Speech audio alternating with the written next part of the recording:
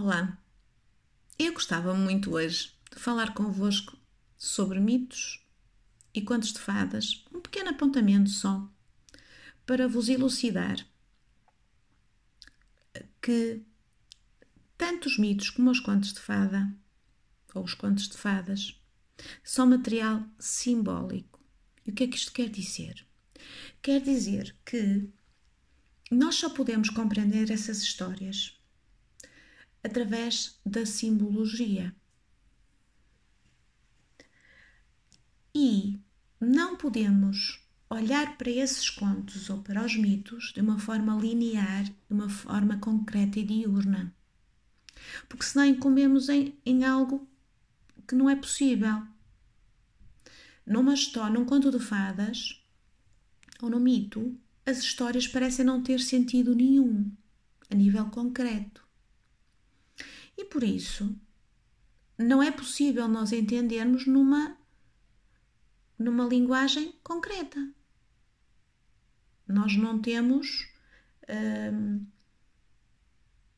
capacidade de entender os contos de fada e os mitos de uma forma linear, diurna. Nós só os podemos entender e é assim que eles são feitos. E é para isso que eles são feitos. E foram contados e recontados ao longo das eras por mulheres de forma oral, para que a psique dessas mulheres, desses povos, tivessem imagens psíquicas de resolução, de superação para todos os conflitos ou para muitos dos conflitos psíquicos internos que temos. Por isso, cada uma das personagens, que muitas vezes não faz sentido nenhum, quando nós as tentamos entender de uma forma 1 mais 1 igual a 2, só podem ser entendidos com uma linguagem simbólica. E todos eles têm na sua estrutura a capacidade de falar de assuntos e conflitos comuns a toda a humanidade. Temos contos de fadas que falam da relação mãe-filha. Temos contos de fadas que falam dos processos iniciáticos da mulher. Temos contos de fadas que nos falam da ligação e da ânima com o ânimos, da nossa psique. Temos contos de fadas que nos falam da nossa intuição. Como desenvolver a intuição. Temos contos de fadas que nos falam sobre a criatividade, o fogo criativo. Mas esses contos não são falados com esta forma de falar que eu estou a falar. É através do símbolo. Assim como um ditado popular. O ditado popular não é entendido de uma forma literal. A parábola não é entendida de uma forma literal. A metáfora. Nós precisamos de linguagem simbólica para aceder àquilo que o conto nos quer trazer à nossa psique.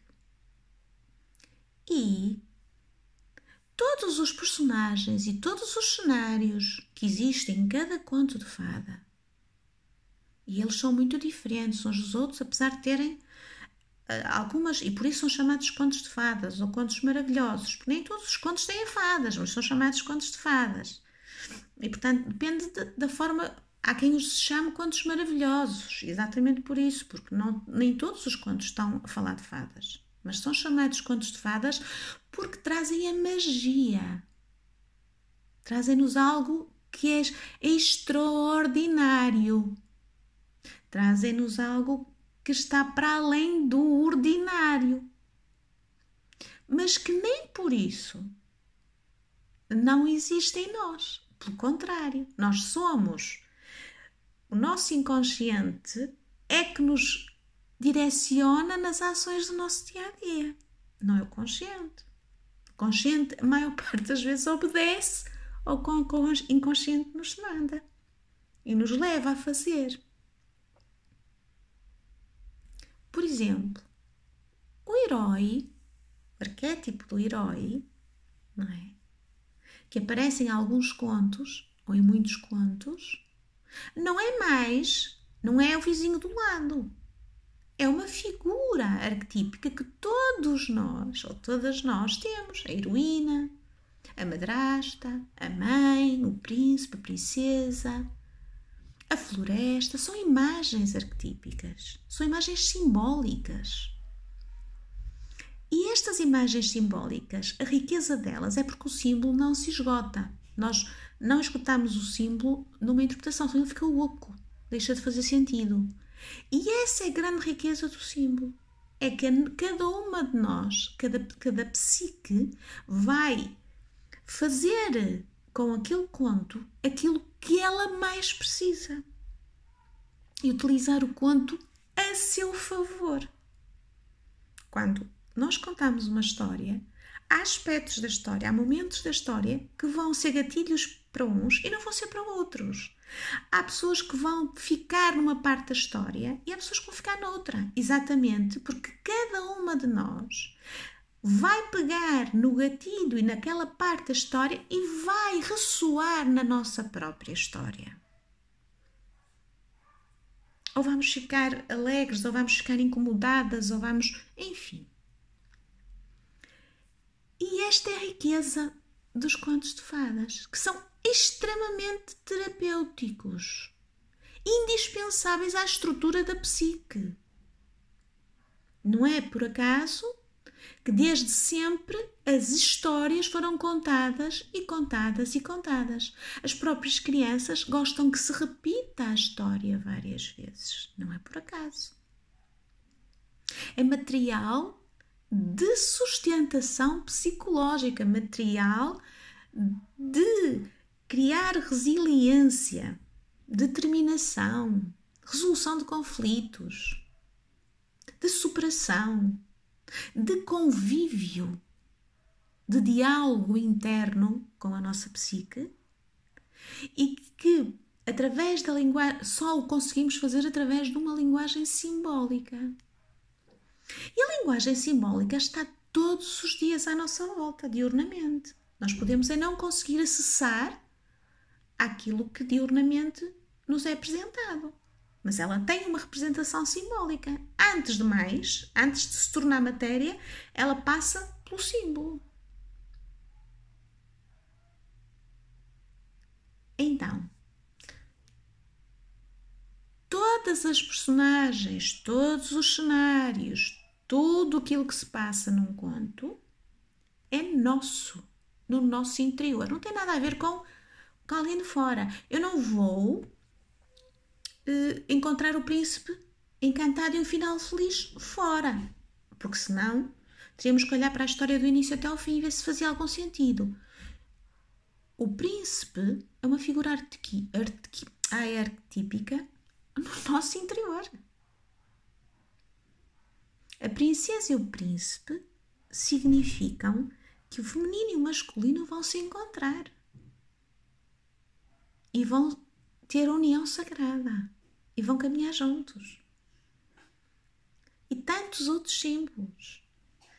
E nos últimos tempos tem sido até assustador a forma leviana com que se fala e tenta se retirar valor a algo que tem um valor extremo para os dias que correm, que são os contos de fadas e os mitos.